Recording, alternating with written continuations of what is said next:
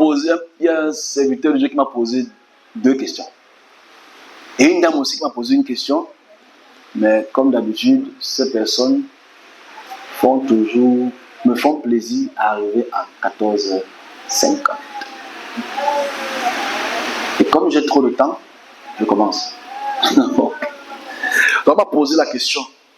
C'est un serviteur de Dieu sur Internet, parce qu'apparemment, ils ont le temps à perdre à m'écouter.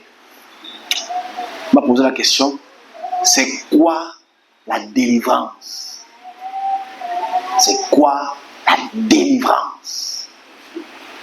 Ça sert à quoi? La délivrance. C'est une question qui est compliquée, mais très longue, mais compliquée, mais on va expliquer.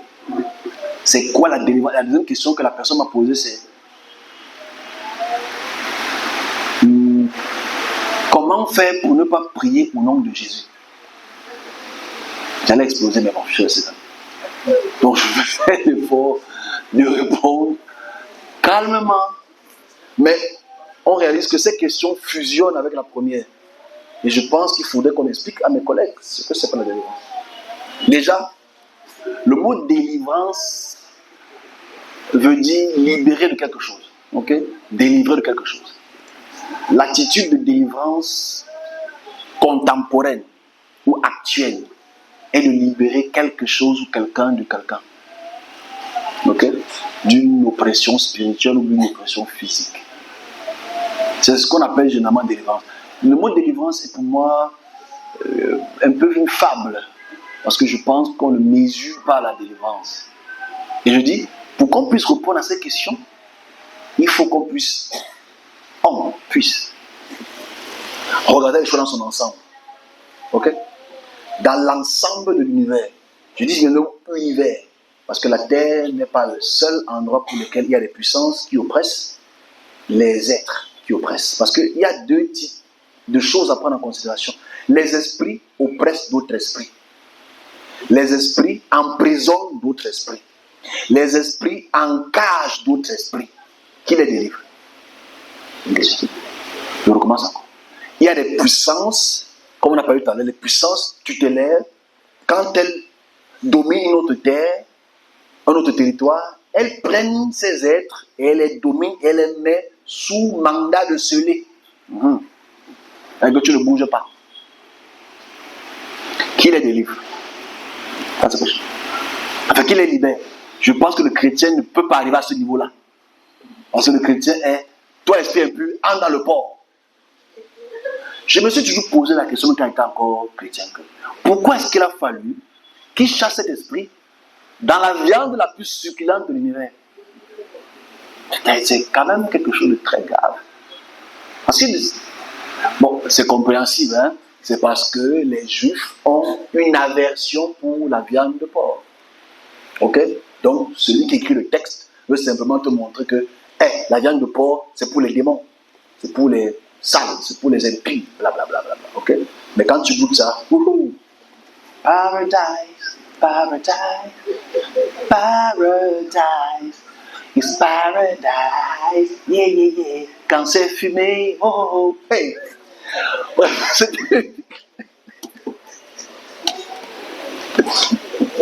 c'est relatif, hein? Il y a qui trouve la veine du chat paradise. Ok, si tu parles la langue du chat, tu vas peut-être trop parler.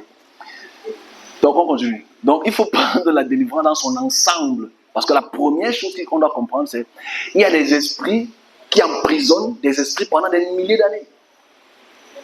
Pour différentes raisons. Qui les délivre? Là, c'est prochain. Ok. Donc, repartons dans l'histoire pour comprendre ce qu'on appelle l'exorcisme. Et le principe d'exorcisme. Ok? Parce que dans l'univers, dans son ensemble, les puissances oppressent les puissances. Parce qu'aujourd'hui, on sait que les puissances sont les dirigeants, mais les dirigeants peuvent devenir des dominants. Et s'ils te dominent, et qu'une puissance te domine, son rôle, c'est que tu le serves. Donc le but de la captivité, c'est d'abord que tu serves la puissance qui te rend captif. Et ça ne se passe pas seulement sur notre petite planète. Parce que maintenant, je suis obligé de parler comme ça. Ça se passe dans l'ensemble des planètes. Parce que on va aller dans un très bon sujet. Hein. Quand on m'a mis un petit stop là, whatever, on va peut-être continuer le moment venu. Mais dans notre système planétaire, il y a des captivités. Il y a des puissances. Ils ont le... Ne touche pas. Ne touche pas ma terre. Donc, depuis que... Je reviendrai dessus la semaine prochaine, je pense. Depuis que l'homme s'est développé son larynx et son pharynx, c'est parler, c'est depuis que le cerveau, la capacité mémorielle est active, depuis que notre cerveau est plus développé pour des raisons de construction que des autres animaux, nous avons la capacité de communiquer. Parce que les oiseaux communiquent, les plantes communiquent, les animaux communiquent, les hommes communiquent, les esprits communiquent. La communication fait partie des choses importantes. Communication, ouvrir sa bouche. Aujourd'hui, pour comprendre la délivrance ou l'exorcisme, il faut savoir qu'on est quitté d'un moment où nous ne parlions pas comme nous parlons aujourd'hui. L'écriture n'a que près de 6000 ans. L'écriture, depuis les pictogrammes, aux photogrammes, aux phonogrammes, jusqu'aux écritures alphabétiques, progressivement on écrit, progressivement on transmet. Donc, ceux qui ont donc écrit et transmis les cultures d'exorcisme, c'est là en fait. En Égypte, qu'est-ce qu'on fait pour chasser un esprit? Simple. On appelle une puissance plus puissante à travers les recommandations de cette plus puissante qui décide, à travers sa puissance et sa domination territoriale, de rendre l'esprit qui est dans la personne en captivité. C'est-à-dire que s'il y a un esprit qui dérange quelqu'un, un esprit quelconque, quand tu peux avoir le grand prêtre qui a une puissance conséquente, je suis encore en Égypte, il appelle sa puissance à travers des rituels. Ces rituels vont lui permettre de faire en sorte que l'esprit qui est en toi, ça ne part pas. Ce n'est pas l'esprit qui part. L'esprit est captivé dans la puissance tutélaire. Elle sait maintenant la puissance tutélaire et toi tu dis être libre de cet esprit. Oui, tu es libre de cet esprit, mais tu es captif de la puissance qui t'a libéré. On se comprend? Je recommence, c'est très important. C'est que la puissance qui te libère devient ta tutelle. C'est le système de puissance. Ok? Il faut qu'on se comprenne, que ce soit clair. Depuis le départ, quand tu vas en Mésopotamie, quand on fait un exorcisme à travers les différents éléments de ton corps qu'on utilise pour chasser un esprit, à travers ton athémou, quand un apilum le fait, et qu'il fait les rituels de recommander de la puissance qui ne t'apporte pas, qui t'apporte pas les enfants, qui ne te donne pas la prospérité, etc., qui t'apporte la mort, qui t'apporte la mort, etc. Cet esprit, à travers ce rituel, met l'esprit hors de te nuire. Mais maintenant, tu donnes les offrandes à la puissance qui t'a libéré. Et quand tu donnes une offrande à une puissance qui t'a libéré, tu lui fais allégeance. C'est simple. C'est le principe de base. Et ça, c'est des choses qu'il faut que tout le monde le sache. Ce n'est pas un débat, c'est un fait. Si je te délivre, ça me dit quelque chose. Si j'allège, je chasse un esprit de ton corps, je savais que il faut me dire la vérité. On se comprend? Parce qu'on cache le mensonge aux gens. On cache la vérité. On continue. Ça va aller, mais il faut supporter. Donc, la délivrance, c'est ça le principe. C'est d'enlever un esprit ou de rendre un esprit inoffensif à travers la puissance qui le dépasse en hiérarchie tutélaire, de puissance territoriale. Et depuis des millénaires, ça se fait. Ça n'a pas besoin du nom de Jésus, Allah, qui que ce soit. Ça a besoin d'une puissance tutélaire. J'insiste que c'est une puissance tutélaire qui peut enlever une puissance tutélaire.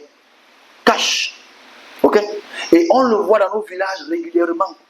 Quand tu vas enlever la marque chance, on te dit va te laver, va faire tel sacrifice. Le sacrifice, tu le fais à une puissance tutélaire. Parce qu'on se comprend. J'ai une situation, c'est triste que la personne ne soit pas là. Sans préjugés, même s'il y a du préjugé. Un homme a un problème d'une attaque. Parce que l'homme est attaqué par un esprit familial. Cet homme qui est attaqué par cet esprit familial est au point de mourir. Alors, un serviteur de Dieu, de la place, lui demande de prendre 3 œufs et le sel. Il faut parler, c'est très sérieux. De prendre 3 œufs et le sel et de casser ces œufs sur lui. Non, il ne faut pas rire. Toi, tu fais mais les autres qui le font, eux, ils savent que c'est quelque chose de très important. J'explique donc que quand tu prends l'œuf, tu oublies que l'œuf, c'est un fœtus. Parce qu'on a souvent oublié, comme on mange ça, les œufs spaghettis, là, 2 œufs spaghettis, 2 œufs, on ne sait pas que l'œuf, c'est un fœtus. C'est le fœtus d'un enfant et chaque fœtus a la constitution élémentaire de la création. On se comprend? C'est-à-dire ce qui va constituer le flot sanguin que tu appelles aujourd'hui le sang. Donc quand on te demande de casser l'œuf, tu ne vois pas ça comme un sacrifice. Parce que c'est l'œuf. On se comprend? Donc la personne qui veut te libérer de cette puissance, on te demande de t'accorder d'abord avec une puissance pour que cette puissance puisse partir. Voilà pourquoi dans la Bible, c'est un fait. Quand tu vois les batailles qu'il y avait, il faut que tu déposes d'abord un sacrifice et une holocauste. Parce qu'en le faisant, tu fais allégeance à un pouvoir qui est peut-être prêt, je mets le mot peut-être, à te couvrir, à te délivrer. Voilà pourquoi il y avait demain les sacrifices. Parce que pour qu'il y avait puisse t'écouter, il faut que tu sacrifies quelque chose. On est sur la délivrance. Dans la période judéenne, hellénistique, je m'adresse à ces personnes, c'est que nous avons des concepts de démonologie, daimon, des concepts de démons qui sont hiérarchisés par les Grecs. Et chez les Grecs, quand on veut expulser une puissance, on appelle une puissance plus grande. C'est un principe de base. Voilà pourquoi tu vois dans la Bible, les contemporains de Jésus aimaient bien nous dire, tu chasses avec Baal-Zébub, en fait. Parce qu'en fait, le processus ex voto se fait à travers une puissance plus grande pour libérer les hommes. Alors on disait, ou on dit qu'il chassait par Baal-Zébub. Mais lui, il chassait par qui? Ça, c'est une vraie question. Pas de réponse. Parce qu'il a demandé de chasser au nom de Jésus. Parce que je m'adresse, parce que celui qui me pose la question est un chrétien. Et je suis désolé pour lui, mais le vrai problème, c'est, et je l'explique toujours avec beaucoup de méthodes, c'est que Jésus chasse les esprits. Pour moi, Jésus n'a jamais chassé les esprits. Ok? Ça va choquer, mais on ne chasse pas. Ce qui montre qu'il est d'une faiblesse, c'est que tu chasses un esprit, tu amènes ça dans le port. Tu ne peux pas faire ça. Mais ce n'est pas comme ça que ça se passe. Le principe d'expulser un esprit n'est pas de mettre ça dans un animal. C'est que tu ne connais pas le principe de base. Oh, tu veux attaquer contre Jésus. Seriously. Ça ne se passe pas comme ça, en fait. C'est pas ça que tu comprends. Et dans les Écritures, celui qui écrit le texte veut te montrer quelque chose, mais Jésus, je ne pense pas qu'il l'ait fait. Parce que celui qui t'a écrit le texte veut te montrer que c'est le Fils de Dieu. Même les démons disent, ah, tu es le Fils de Dieu. Ne nous demande pas trop. Aïe. Là, c'est quand tu veux écrire seulement pour montrer qu'il est puissant. Mais il n'a rien fait. On se comprend? L'expulsion d'un esprit ne dépend pas d'un nom, mais dépend d'une puissance. J'insiste encore. L'expulsion d'un esprit ne dépend pas d'un nom, mais dépend d'une puissance. Quand tu vas en Inde chez les shintoïstes, ils chassent les esprits, pas avec un nom, mais avec une puissance. Mais tu dis que le nom de Jésus est puissant, on revient à ça tout à l'heure. C'est que le nom de Jésus n'a aucune puissance, puisque Jésus n'existait pas à la période de Jésus.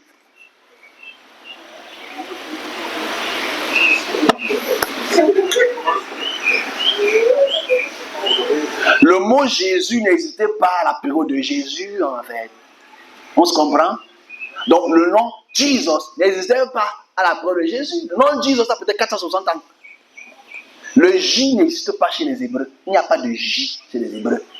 On se comprend? Le mot J n'existe pas chez les Hébreux. Les gens ne comprennent pas les choses simples. Donc quand tu dis in Jesus' name et que tu cambres les muscles, tu es stupide. Parce que le mot J n'existait pas à la période de Jésus. L'alphabet, les 22 lettres alphabétiques des Hébreux n'a pas le J. Ce qui peut ressembler à un J, c'est le Yod. Et ce n'est pas J. Ce n'est pas Dieu. Il n'y a pas de Dieu. Le Dieu a apparu au XVIe siècle. Donc, onomastiquement, c'est un problème. C'est-à-dire que si c'est le nom que qui que ce soit a donné, que pray in the name of Jesus, c'est que tout le monde se trompe. Donald Trump. Tu te trompes. Parce que J n'existe pas. Le nom d'origine de Jésus, c'est quoi? On ne connaît même pas. Je veux que quelqu'un me donne le nom de Jésus. Puisque dans la Bible grecque, c'est écrit Iesous. C'est Iesous, c'est son nom. Tu dis que non, son nom c'est Yeshua. Tu as vu Yeshua écrit quelque part. Ah oui, tu regardes. Ouvre tous les textes de la Bible, d'Adam jusqu'à Ève. Il n'y a pas écrit Jésus, il n'y a pas écrit Yeshua. C'est toi qui interprètes que ça veut dire Yeshua. Tu es déjà dans l'interprétation. Est-ce qu'on se comprend? Les textes du Nouveau Testament sont écrits en grec. On se comprend, non? Donc quand tu lis la révélation, comme vous dites, c'est écrit en grec. Donc le Yeshua, tu manques le nom de Jésus, ça veut dire Yeshua. Tu es en train de mentir avec un grand M. Tu es super menteur. Parce qu'il n'y a pas écrit Yeshua dans les textes hébreux. Tu es en train de traduire. Si vraiment, ok, dans les textes, il parle, quand il appelle une fille, il dit Tali Takumi. C'est en araméen, non? Pourquoi on ne l'appelle pas donc Yeshua? Il n'y a pas de Yeshua. D'abord, on ne l'appelle même d'abord jamais Jésus dans la Bible. On l'appelle Seigneur. Rabbi. Est-ce qu'on se comprend? On va dépigmenter ça. Allons-y doucement. Je vais enlever la mélanine. Parce que celui qui dit qu'il s'appelle Jésus, c'est un ange. Depuis le début de la chose. Jésus ne le chassait pas au nom de Jésus. Sa mère ne l'appelait pas Jésus. Seigneur. Lord. Rabbi. Pas Jésus. Qui es-tu? Comment est-ce qu'on m'appelle là-bas? On t'appelle Jésus. Non. On dit que tu es un prophète. On dit que tu es le retour d'Élie. Jamais Jésus. C'est pas qu'on se comprend. Hein? Même quand les esprits le voient, on ne dit pas que tu es Jésus. Non. On dit que tu es le Fils de Dieu. Donc, la construction, je ne sais pas si on se comprend. Dans les textes bibliques, même ces apôtres ne l'appellent pas Jésus. Parce que Jésus n'existe pas. On ne l'appelle pas Yeshua. Parce que Yeshua n'existe pas. On se comprend? Le nom qu'on donne de temps en temps, qu'on voit dans les textes qui introduisent ce nom, Jésus, c'est Iesous. Et onomastiquement, Iesous et Jésus, c'est deux mondes différents. Vous savez que si c'est le nom qui chasse, c'est un problème. Parce que tu vas chasser au nom de Yeshua, ou au nom de Iesous, ou au nom d'Issa, ou au nom d'Yeshua, parce que onomastiquement, il y a des progressions depuis la période grecque jusqu'à la période musulmane. Les musulmans appellent Jésus comment? Issa. Est-ce que Issa, c'est Jésus? Onomastique. Tu dis Issa, Jésus, c'est pareil. C'est comme si tu mets le dolé et tu mets le héros. Les feux sont verts, mais ça différent. Ah, il y a tout obligé de mais ici, tu es en train de faire les relations avec la nourriture. Tu aimes la nourriture? Non, je ne mange pas. Je jeûne. Ok? Donc, bibliquement, c'est un problème. On se comprend? Donc, Paul qui fait l'apologie de Christ Jésus, Jésus-Christ, Christ Jésus, n'a pas vu Jésus. Paul, c'est dans les Écritures de Paul que tu vois Jésus-Christ, Christ Jésus, c'est Paul. Les Écritures synoptiques, il n'y a pas trop de nom Jésus dedans. Puisqu'on lui fait parler. Est-ce que quand les grands-pères lui ont dit, tu t'appelles comment? Est-ce que quelqu'un m'appelle Jésus? Il n'a pas répondu pour certaines versions. Parce que les versions diffèrent. Si tu le dis. Dans une version, l'autre version, il n'a pas parlé. C'est le même Saint-Esprit, c'est pas grave. Mais le problème ici, c'est qu'il n'a pas dit qu'il s'appelle Jésus. C'est toi qui dis qu'il s'appelle Jésus. Devant les esprits, quand les esprits viennent en turbulence, il ne dit pas, je te chasse au nom de mon nom. Non. Il dit à ses disciples, je vous donne mon nom. Quel nom? Le nom qui est au-dessus de tout autre nom. Quel nom? Puisque chez les Hébreux, contextuellement, on ne prononce pas le nom de Dieu. On n'a pas le droit de prononcer Yud He Vav He. Est-ce qu'on se comprend?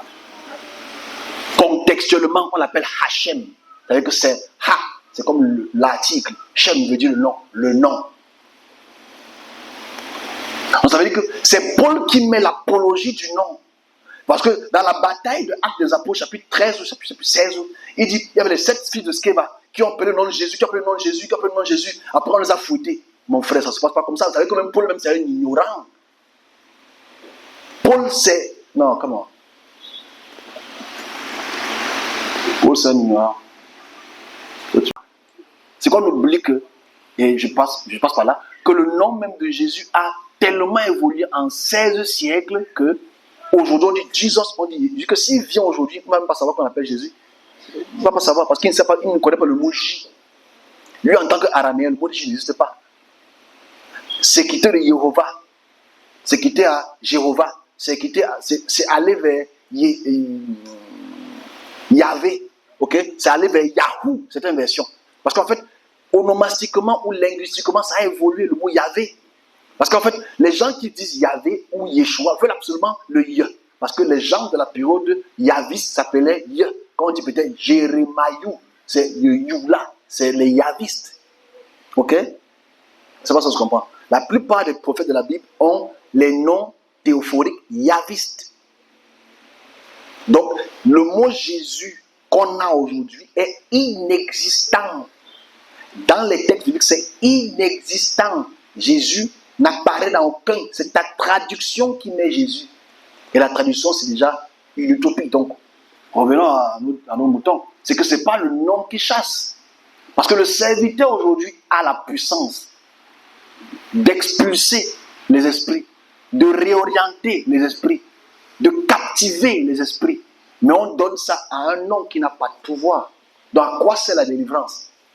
Je l'ai expliqué au départ, parce que je ne suis passé par Jésus, parce qu'en fait, nous sommes dans une période contemporaine pour laquelle, depuis les 500 dernières années, on chasse, ou 400 dernières années, on chasse au nom.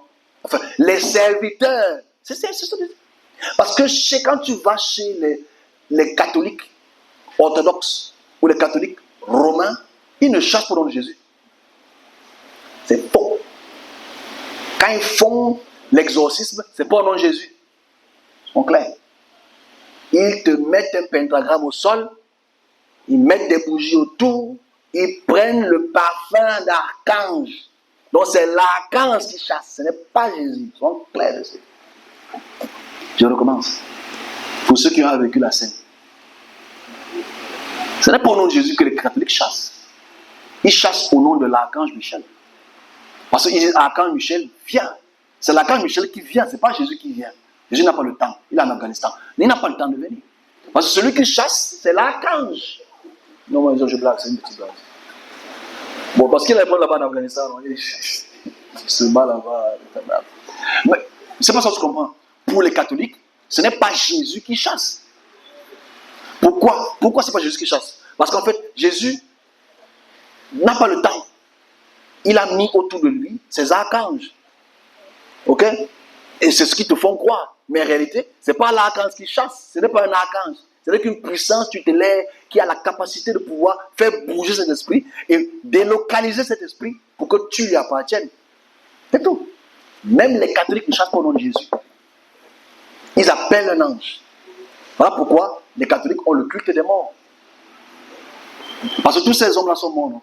Quand tu appelles archange tel, Pierre vient me sauver, Paul vient me sauver, ils sont là quoi? Ils sont tous morts. Ils sont clairs. Non, je suis clair. J'ai vu les cultes shintoïques, j'ai vu des cultes indiens. Tous appellent des puissances pour gérer leurs problèmes. Et c'est ça le problème, mon ami, mes amis, les serviteurs de Dieu. C'est que nous, on a donc pris leur culture. On a incorporé ça dans nous pour dire que pour que nous, on expulse son esprit, il faut qu'on appelle encore une force extérieure. On dit donc, toi, esprit, sors au nom de. Donc, à la fin, c'est le serviteur qui donne le pouvoir à Jésus. Ce n'est pas Jésus qui donne le pouvoir au serviteur.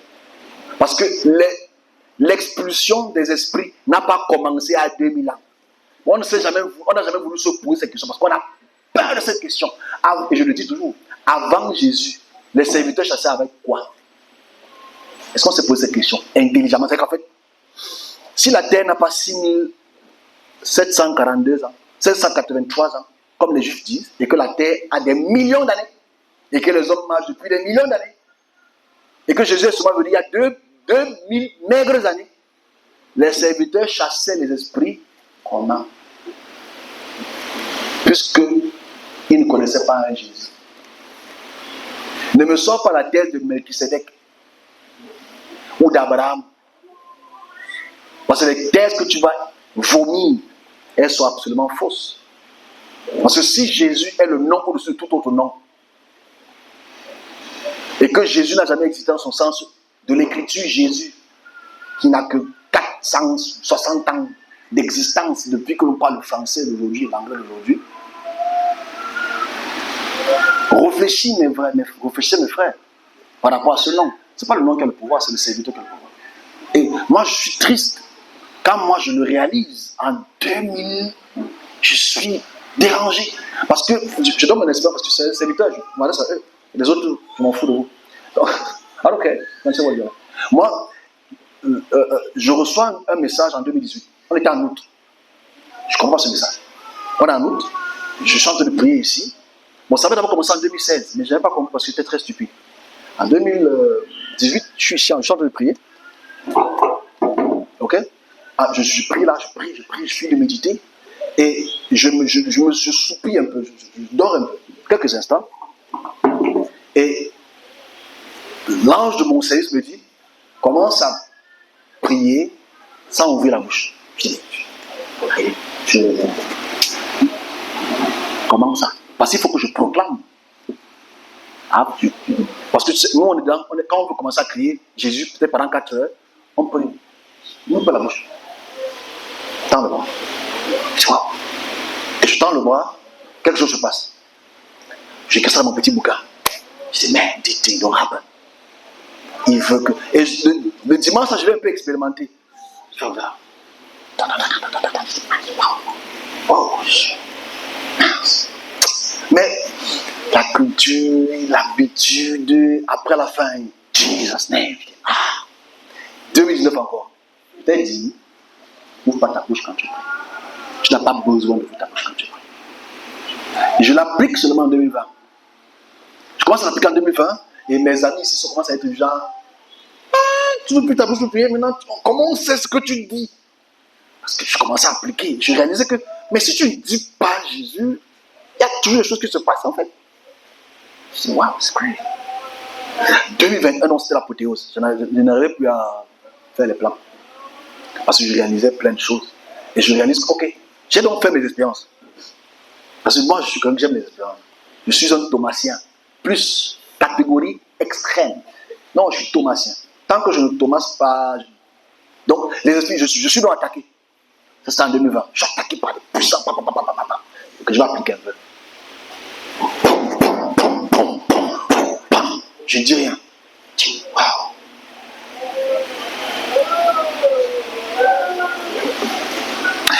Et j'expérimente quelque chose en 2021. À la suite, je suis là comme ça ici. Comme je ne parle plus, il n'y a plus. Je suis Satan, ils ne disent plus ça. Vous avez remarqué, il n'y a plus. Je suis Satan, je suis Belzébuth, il n'y a plus ça. Parce que... Et donc, un soir, donc, je suis assis. Là, c'est entre nous, hein. Ah, c'est filmé. Bref. Je suis assis au salon. Il y a un esprit qui apparaît. Je suis assis au salon. C'était peut-être 1h de ce matin. C'est ma vie, hein. Prenez ça comme vous voulez. Je suis assis au salon. Ça, c'est en face de moi. Parce qu'en fait, notre salon, là où j'habite, vous ne savez pas où j'habite, ok? Ceux qui me voient ne connaissent pas. Les carreaux sont noirs. Pourquoi noirs? C'est comme ça. Et je peux voir le reflet. Je peux voir assis, je vois son reflet. Parce qu'on dit que les esprits n'ont pas de reflet, c'est faux. Ok? Je vois son reflet au sol. Et il me dit, pourquoi? Je ne veux pas donner toute la conversation. Mais c'est une conversation de pourquoi. Je dis, mais est-ce que tu sais que tu m'as beaucoup trompé? Il dit que tu m'as beaucoup trompé. Parce que dans sa discussion qu'il a eu avec moi ce jour-là, il m'a posé 2-3 questions. Et moi, je comprenais déjà. Je m'adresse à mes collègues, hein. Je ne sais pas s'ils vont expérimenter ça, mais bon, c'est pas grave. Il m'a posé une question qui m'a dérangé. Il me dit, dans son intelligence pois chiche, petit, Point chiche. Il me dit, mais pourquoi est-ce que son nom est au-dessus de notre nom? Pourquoi est-ce que c'est lui que ton Dieu a choisi? Dans mon cœur, il dit que le type se me prend pour un con. C'est pas ça que je comprends. Parce que lui, en tant qu'esprit puissant, il vient d'une région du monde et veut m'entuber. Il me dit, pourquoi est-ce que son nom est au-dessus de tout autre nom? Pourquoi c'est lui ce qu'on a choisi alors qu'on est nombreux? Non. Voilà. Je suis dans mon piège. Ok. Qui? Il dit, mais celui que je ne veux pas prononcer son nom. Ils aiment toujours faire la connerie là. Alors qu'ils prononcent ça tous les soirs. Ils n'ont pas de quoi avec son nom. Je dis, ok, si tu dis que c'est lui qu'on a choisi, mais peut-être que tu as fait des erreurs. Il dit qu'on a fait quelle erreur? Moi, regarde-moi, je fais quelle erreur? Je suis puissant, c'est comme lui. Je suis même plus puissant que lui. Il dit, mais si on l'a choisi, c'est qu'on l'a choisi. Et vu qu'il m'avait fait 2 démarches spirituelles dans une forme de prière que j'ai fait en expérimentant, je lève le bras. Je dis, j'ai pas besoin de ce nom. Pas. Il part. Et depuis ce, je n'ai pas revenu. Parce que cet esprit-là voulait se nommer Elohim. Ok? Il voulait se nommer Elohim. Parce que la première fois qu'il vient, il dit, je suis Elohim. Tu vois? Je dis, mais Elohim n'a rien à voir avec ça, en fait. Elohim, tu es qui? Tu n'as rien dans cette histoire. Donc, en fait, ici, on est tous des manipulés dans cette histoire-ci. Parce que tu réalises que dans nos églises de réveil, où nos serviteurs sont, avec tout le respect que j'ai pour eux, c'est que je suis Belzébuth, je suis Satan, je suis le Léviathan, je suis le diable. Je suis le diable. Mais tous les jours, le même diable là vient. Tous les jours, le même Belzébuth vient. Tous les dimanches, le même Belzébuth, le même démon. Le même démon que je chasse ici, le même démon que je chasse là-bas. Je suis le plus puissant du monde. Après, tu chasses comme ça là. Clap for Jesus. Tu vois notre vidéo, c'est le même. Là-bas. Nous sommes des manipulés en fait. Ok? Est-ce que vous voyez l'équation? C'est une manipulation. Très grosse manipulation en fait. Parce que dès que tu sors du cadre chrétien, il n'y a pas Belzébuth. Ok? Dès que tu vas voir les délivrances chez les Indiens, tu ne peux pas entendre je suis Belzébuth. Non. Il appelle le nom de sa puissance tutélaire pour lequel il est. Donc en fait, en résumé, pour ne pas que ce soit pas long, parce que j'ai mélangé le mot délivrance et prions au nom de Jésus, j'essaie juste de montrer à mes collègues que la délivrance a le rôle le plus important pour l'homme. C'est-à-dire libérer les hommes des forces, des puissances dominantes pour que l'homme puisse atteindre l'objectif conductrice de la création. C'est le but de ce qu'on appelle délivrance. Et c'est impossible que tu fasses une délivrance par confession. La confession ne fera jamais une délivrance. La soumission, jamais. L'offrande, oui. J'insiste encore, je recommence. La confession, je crois que je suis le Fils de Dieu, tu ne peux que parler. Je crois que mon cœur, tu ne fais que parler. La confession ne fait rien. Ce qui a toujours marché, c'est l'action d'offrande. L'action d'offrande à une puissance qui veut que, à travers ses instructions, que tu obéisses. Mais le service n'est pas dans ça. Le service n'a que le rôle de libérer et de diriger. De libérer et de diriger. Ok? Et donc, pour conclure, pour mon ami, la délivrance est la chose la plus importante. Parce qu'en fait, la délivrance, ou enlever une domination spirituelle envers des hommes, est le rôle principal du service. Qui est là déjà pour enlever l'être spirituel de cette prison et le diriger vers le devoir qui lui a été donné. Donc le rôle de la délivrance est trop important. Et je pense qu'aujourd'hui, on néglige la délivrance dans le corps du christianisme. Parce que c'est la plus grosse arnaque, mon frère. Parce que si on te dit que c'est parce que tu as confessé le nom de quelqu'un que tu es libre, on te ment ouvertement. Et que si à tous les dimanches tu dis, je crois, c'est ton croire. Les puissants ne croient pas par la croyance. Les puissances croient par des pactes. Les puissances ne croient pas par les confessions. Les puissances tutélaires ne croient que par des pactes. Ça veut dire que si tu veux quitter d'une puissance A à une puissance B, t'assurant que la puissance B est plus puissante que la puissance A, tu dois faire un pacte. Voilà comment les puissances dirigeantes opèrent. Mais que si tu veux quitter du christianisme pour aller chez les musulmans, tu dois passer par une liturgie. Pas seulement une confession, parce qu'après la confession, tu vas devoir entrer dans les eaux. On te lave. Ok? Quand tu vas entrer dans le christianisme, tu entres par un pacte. Le pacte du christianisme, c'est la confession, pas seulement, mais l'immersion, pas seulement, mais respecter les horaires de fête annuelle. C'est que tu vis selon le rythme de cette puissance. C'est tout.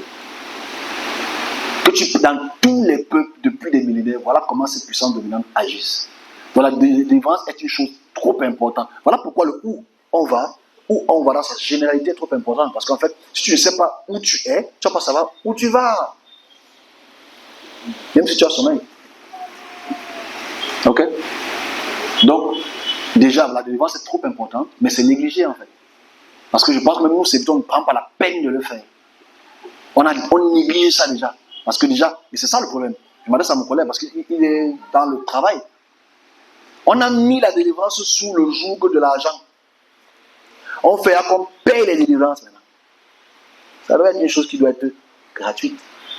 Deuxième chose, on a mis le joug de la délivrance pour les richesses. C'est qu'en fait, tu vas devenir riche, tu vas devenir une femme puissante. Le rôle n'est pas ça. Le rôle est seulement, je dis bien uniquement, de te libérer d'une puissance A pour t'amener vers une puissance X. Si maintenant, dans ta puissance A dans laquelle tu te trouvais, il y avait des choses qui t'ont enchaîné en t'enlevant, ça te libère. C'est tout. Donc, si tu n'arrives pas à accoucher dans cette puissance A et il te libère, tu accouches. Mais ne mettons pas ça en premier. Parce que les églises sont bondées aujourd'hui parce qu'elles veulent le mariage. Les églises sont bondées aujourd'hui parce qu'elles veulent voir quelque chose de ma vie. Say something in my life. Les églises sont bondées parce qu'en fait, elles veulent ça et ça et ça. Ça n'est pas le rôle de la délivrance, principalement, ce n'est pas ça en fait. On se comprend? Le rôle de la délivrance, ce qu'on appelle aujourd'hui délivrance, n'est qu'une transmutation d'un pouvoir A, un pouvoir X, selon le devoir que le service a reçu. Donc, ça veut dire que si tu peux avoir un imam pour te faire délivrer, tu vas appartenir à son pouvoir. Point. Tu peux avoir un prêtre catholique pour te délivrer, tu vas appartenir à son pouvoir. Point. C'est comme ça. Tu peux avoir un gars du village qui va te laver, taper ton ventre 4 fois, te brosser les yeux, te faire entrer dans l'eau. Tu appartiens à son pouvoir. C'est comme ça. Et ce n'est pas mauvais. Parce qu'appartenir à un pouvoir, ce n'est pas une mauvaise chose. On se comprend? Je suis cash dessus. Ce n'est pas une mauvaise chose. Mais c'est bon quand même de savoir que là où je pars comme ça, je vais appartenir à ces choses-là. Et tu as le droit d'appartenir à qui tu veux appartenir. On se comprend? Il n'y a pas de jugement dernier, c'est une connerie. Il n'existe pas de jugement dernier. Ok? Je ne sais pas quel est le jugement premier, mais le jugement dernier. Donc voilà ce que j'appelle délivrance et Jésus. Ok? Parce que si on ne dit pas ça ainsi, je pense qu'il y a trop d'incompréhension. Parce qu'aujourd'hui, on joue au nom de Jésus matin, midi, soir. On ne se pose pas la question, est-ce que le nom existe dans la Bible? La Bible, c'est une interprétation, c'est une traduction d'un texte pour lequel il ne se nomme même pas ainsi. Mais il faut que les gens le sachent. Et que le nom de Jésus n'a pas de pouvoir, n'a aucun pouvoir. Okay? Parce que si tout genou fléchit à son nom, tout genou fléchit à son nom, et que dès que tu m'entres, tout genou fléchit. Je pense que je passe en Israël maintenant, j'appelle son nom. Je pars en Irak, j'appelle son nom. Non, je vais aller trop loin, je suis trop égoïste. Je pars et tout dit. J'appelle son nom. Jesus! Rabakatata. Si Paul ne tombe pas, c'est que le nom n'a pas de pouvoir. Et depuis qu'il est là, on appelle ça, le gars est là, il est stable. Il a me dit ça le 31 ans, que depuis là on est stable. L'économie est stable. Tout est stable, mais aussi stable. Moi, c'est rigolo de le dire, mais on rigole, mais ça, je sais que les gens peuvent être offensés avec ce que je dis. Mais il faut qu'on mette les faits devant les faits. Le Seigneur, ce nom, quelconque nom, Jésus, Yeshua, Issa, Isho, whatever name, a le pouvoir. Car si j'ai ce pouvoir-là, et que ce nom ce pouvoir-là, car je pars au Congo ici avec tous les églises au Congo, je me dresse comme ça devant le Kivu. Je mets le haut-parleur. Jesus! Tout le monde s'imagine. Les armes.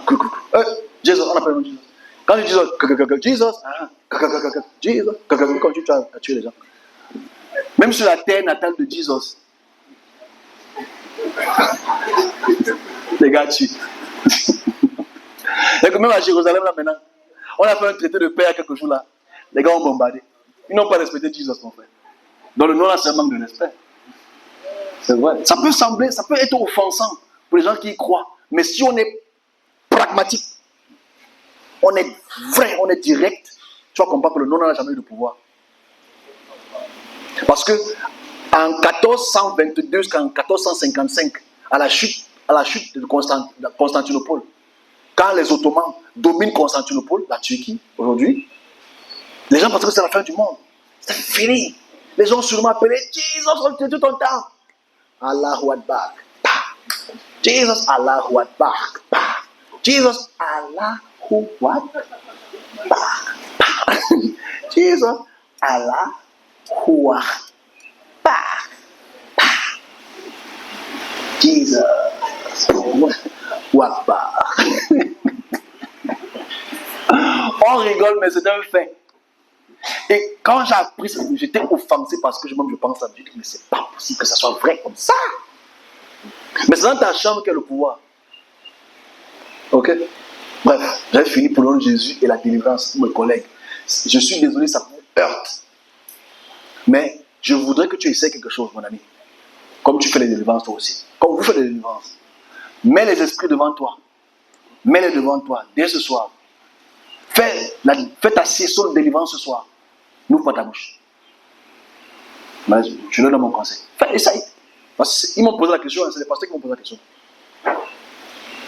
Mais une longue ligne devant toi, de captifs. Lève le bras seulement. Ils vont tomber.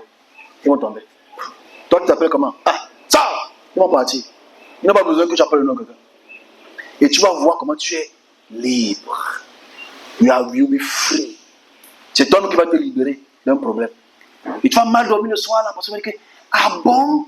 Non, parce que même j'ai mal dormi. Hein. J'ai très mal dormi. Parce que mes collègues aussi me regardaient les mauvais yeux. Parce que je commençais ce jour-là. J'ai fait une ligne de pièces comme ça. 2021.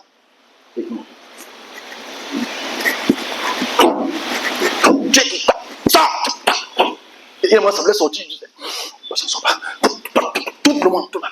J'ai fini. Je suis rentré. Ils ont commencé à murmurer. Ils ont ouvert la bouche. Ils ont ouvert la bouche. C'est ce que c'est le diable. Parce qu'on m'a posé la question sur Internet. Ce jour-là, on m'a posé la question sur Internet. On m'a dit, mais tu chasses au nom de Jésus. Tu chasses au nom du diable. J'ai dit que oui, amen. L'expériment, tu vas réaliser, c'est trop sucré. De ne pas être dépendant. Parce que chaque serviteur a reçu un pouvoir pour exécuter une tâche. Chaque serviteur a reçu un pouvoir pour exécuter une tâche. La mangue n'a pas besoin que tu dises Jésus pour qu'elle te produise son fruit. Point. Ok? Mais ça, c'est une conférence pour les serviteurs. La mangue n'a pas besoin que tu appelles le nom de Jésus pour qu'elle produise son fruit. Quand c'est la saison, ça donne son fruit propre. Pas besoin que tu appelles le nom de quelqu'un.